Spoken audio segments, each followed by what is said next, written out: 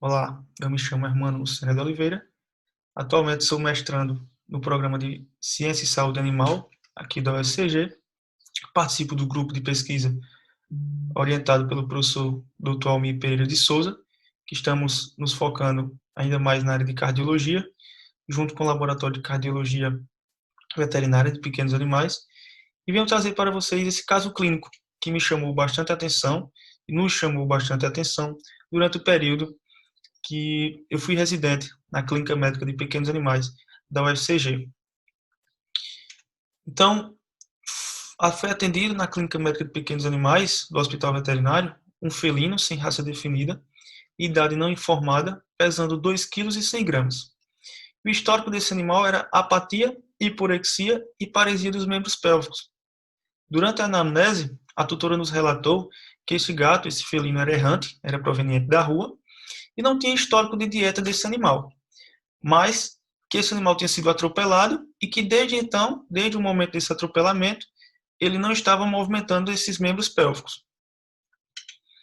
Durante o exame físico, nós observamos uma caquexia, um score corporal de 1, numa escala de 0 a 5, frequência cardíaca de 194 batimentos por minuto, uma taquipneia, desidratação de aproximadamente 12%, TPC de 4 segundos, mucosas pálidas e secas, hipotermia, temperatura corporal estava 34,4 graus Celsius, e ausência de pulso femoral bilateral, e as extremidades dos membros pélvicos bastante frias. Além disso, o animal apresentava uma dor, a palpação abdominal e a manipulação destes membros pélvicos. Durante o exame físico, não auscultou nenhuma alteração na ausculta cardiopulmonar, nem estertores pulmonares, nem sons de sopros cardíacos, apesar do animal estar taquipneico. Diante desse quadro, nós pedimos alguns exames laboratoriais a fim de direcionarmos nesse diagnóstico, onde pedimos hemograma, algumas bioquímicas como a ureia creatinina, ALT, FA e a GGT. No hemograma, o que nós observamos foi uma anemia normocítica hipocrômica, uma leucocitose extrema e trombocitose, um aumento das plaquetas deste animal. Das bioquímicas, o que nós observamos alterado foi ureia e creatinina elevados, caracterizando uma azotemia. A ureia estava 204 mg por decilitro e a creatinina 3,2 mg por decilitro. E a enzima alanina aminotransferase, a ALT, estava também elevada, com 166 unidades por litro. Além disso, nós solicitamos exames de imagem, como a tutora nos relatava que esse animal tinha sido atropelado, solicitamos ultrassonografia abdominal, a fim de descartar qualquer trauma ou qualquer sinal de hemorragia.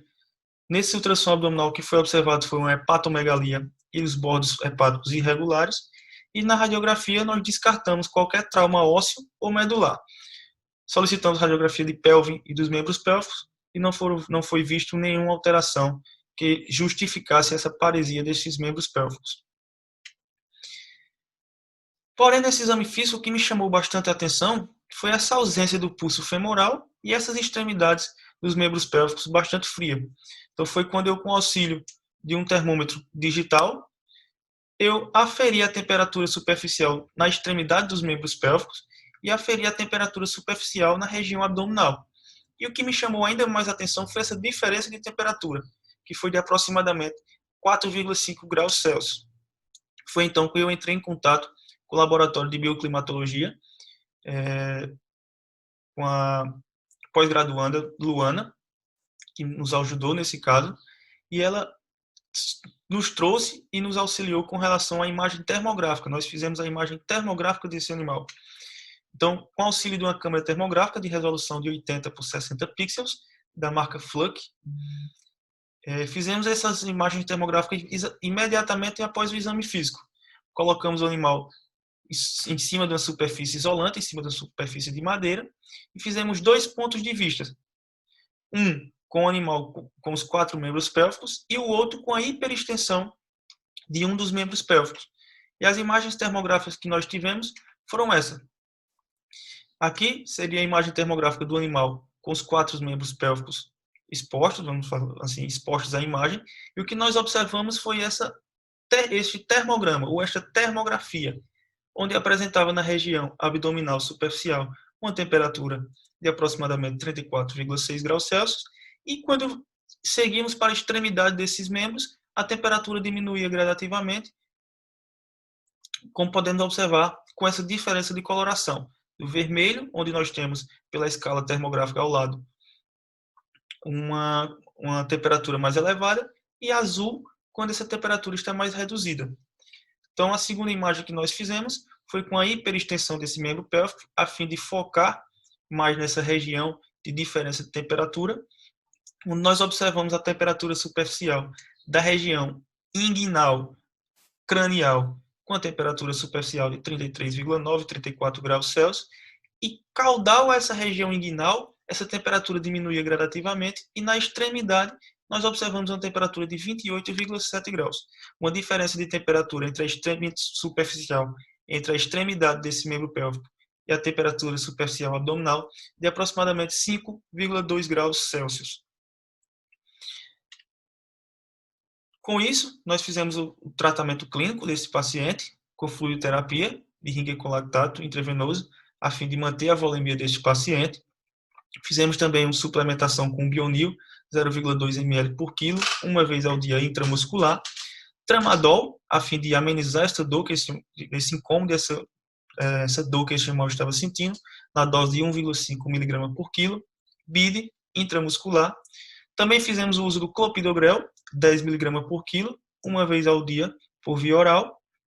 E aspirina, 10 mg quilo, a cada 48 horas, também por via oral.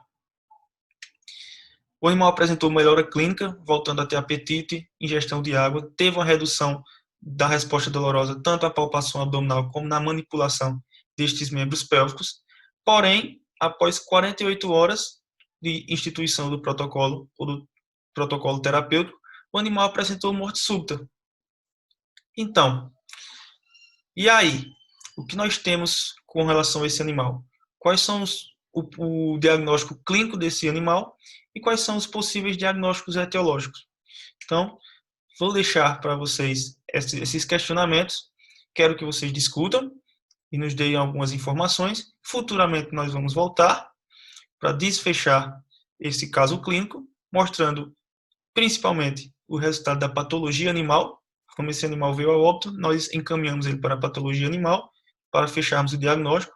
Então, queríamos a discussão com relação ao diagnóstico clínico, aos possíveis diagnósticos etiológicos, quais exames complementares nós poderíamos ter pedido a mais, e vamos ficar com esse questionamento, para futuramente nós compartilharmos e discutirmos com relação a esse caso, e eu vou mostrar para vocês o desfecho desse caso, qual foi o diagnóstico definitivo desse animal. Tá ok? Então, até a próxima. Nos vemos futuramente para discutirmos com relação ao resultado desse caso clínico.